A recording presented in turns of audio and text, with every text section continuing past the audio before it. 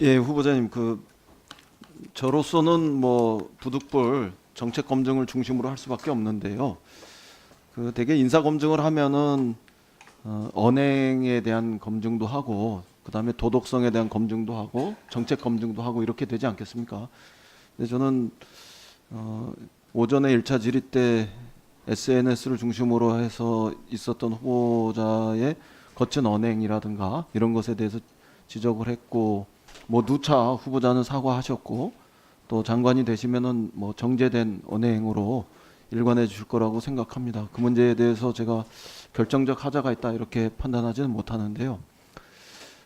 물론 그 안에 담겨 있는 함의에 대한 오해와 또 더 본질적으로는 이견 이런 것들이 있을 수 있다고 생각합니다. 그 점에 대해서는 이후에 장관이 되시면 계속 야당 의원님들하고 소통하시면서 해소해 가셨으면 좋겠고요. 그다음에 도덕성과 관련해서도 우리 이석현 의원님께서 흔히 검증하는 영역들, 세금 탈루라든가 논문 표절, 병역 면탈, 그리고 재산의 불법 증식 문제라든가 성범죄, 음주운전, 위장 전입 여부 이런 등등과 관련해서 대체로 무난하다 이런 평가를 해주셨고, 저로서도 논문 표절이라든가 병역 면탈, 성범죄, 음주운전, 위장 전입 이런 등등과 관련해서는 일체의 하자를 찾을 수 없었고, 의원님들 중에서 몇몇 분들께서 세금 탈루나 재산의 불법 증식 여부, 그리고 부동산의 실질적인 소유 여부 이런 것과 관련해서 지적들이 계십니다만, 저는 뭐 그 점에 대해서도 명확하게 확인된 그 근거 이런 것들을 찾을 수 없어서 부득이 정책 검증에 대한 집중을 이렇게 할 수밖에 없습니다. 근데 뭐 이런 이유도 있지만 실제로 장관에 취임하신다면 가장 우선적이고 긴급한 과제가 북미 핵 협상을 촉진하고 뭐 또 때로는 중재하는 겁니다만 촉진해서 실제로 타결시키고, 그걸 통해서 한반도의 평화 구조를 정착하고 또 남북 간의 경제 협력에 물꼬를 터서 공정과 번영의 길을 모색하는 것, 이것이 통일부 장관으로서의 가장 막중하고 또 어떤 면에서는 중요한 그런 과제고 임무가 될 것이기 때문에 여러 번 이렇게 말씀을 드립니다. 네, 창조적 해법이 무엇이냐 이렇게 제가 질의했을 때 CTR 전략적 위협 감소 프로그램 이런 것들을 적용해 보고 싶다 이런 말씀하셨을 때, 사실은 관료 출신의 장관들이 가지셨던 장점 못지않게 전략적 안정감 같은 것을 후보자께서 가지고 계시구나 이런 생각을 했습니다.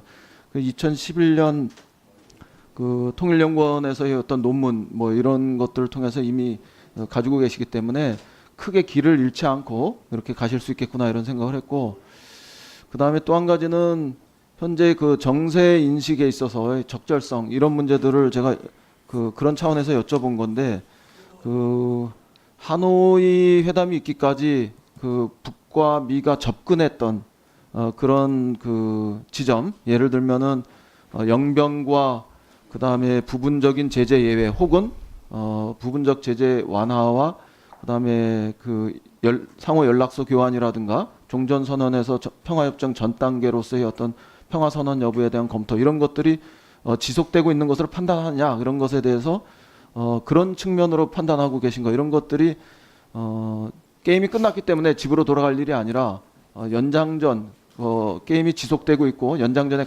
가능성들을 보면서 하노이에서의 어떤 내용들을 잘 스타디해서 접근, 촉진, 뭐 중재할 수 있는 협상 전략들을 마련하실 수 있겠구나 이런 생각이 듭니다. 근데 이제 더 중요한 거는 사실은 장관으로서의 어떤 정책 추진의 마인드 이런 거라고 저는 지금은 생각합니다. 그동안에 통일부 장관은 대통령께서 예를 들면은 마당을 쓰시고 풀을 베었다면은 통일부 장관은 심부름하고 사진 찍고 기록을 남기고 이런 거였다면, 이제 지금부터의 통일부 장관은 제가 생각할 때는 돌도 옮기고 그다음에 나무도 뽑아서 옮겨 심거나 아니면 때로는 베고 그러면서 길을 내어서 거기에 대통령께서 양떼도 몰고 상인들과 함께 들어설 수 있는 이런 아주 적극적이고 능동적인 역할을 하셔야 된다. 저는 그렇게 생각합니다. 그런 측면에서 후보자께서 가장 우선적으로 생각하고 있는 통일부 장관으로서의 어떤 마인드 혹은 뭐 가장 정책적으로 우선 두고 있는 그런 어떤 정책 이런 것은 무엇인지 좀 말씀해 주시면 좋겠습니다. 네, 우선적으로 추진해야 될 과제들이 뭐 굉장히 많습니다. 조금씩 말씀을 드렸고 국민적 합의 이런 부분들이 오늘 쭉 이렇게 들어보면서 정말 제가 신경을 좀 많이 써야 되겠구나 하는 생각이 많이 듭니다. 그래서 저는 사실 알고 보면은 이 좀 초당적인 토론이나 초당적인 작업을 같이 해본 경험들도 적지 않습니다. 그런 차원에서 보면은 많이 만나야 될 것 같고요. 그리고 이 통일부 안에 다양한 의견들을 좀 수렴할 수 있는 좀 적극적인 열린 자세가 필요하지 않을까 하는 생각이 듭니다. 한 가지만 제가 좀 주문하고 싶은 거는 이런 거라고 생각합니다. 그러니까 북미 간의 핵 협상을 중재하고 타결시키기 위해서 촉진하는 이런 활동을 좀 우선적으로 그동안 우리 정부가 해왔다면 이제는 북미 간의 그 협상을 중재하고 촉진하는 것 못지않게 남북 관계를 어느 정도 발전시켜내는 것, 이 과정을 병행시키는 것이 정세적으로 전 굉장히 중요하다고 생각합니다. 어떤 의미에서는 이 남북 관계를 병행해서 발전시키는 것을 비판하시는 분들은 그게 친북이고 종북이다 이렇게 얘기하고 북에 끌려다니는 거다 이렇게 말씀하실지 모르지만 사실은 북을 남쪽이 개런티하면서 북미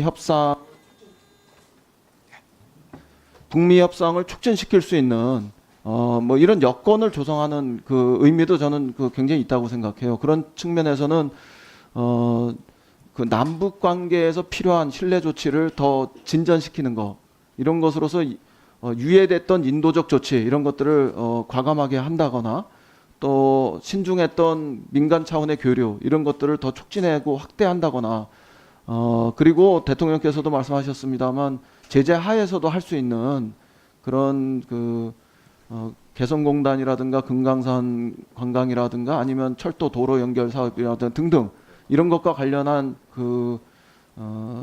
실천적인 조치들 이런 것들을 최대한 할 수 있는 데까지 해보는 거 이런 것들이 다양하게 있을 수 있다 이렇게 생각합니다. 그래서 저는 너무 북미 관계가 진척될 때까지 기다릴 일이 아니라 남북 관계를 발전시키고 또 우리가 개런티할 수 있는 부분들을 하는 이런 쪽으로 적극적으로 임해야 된다 이렇게 생각합니다. 어떻게 생각하십니까? 네, 북미 협상의 성공을 위해서는 남북 관계의 역할이 중요하다라는 부분들에 대해서는 우리만 생각하는 게 아니고 트럼프 대통령께서도 인정한다고 생각합니다.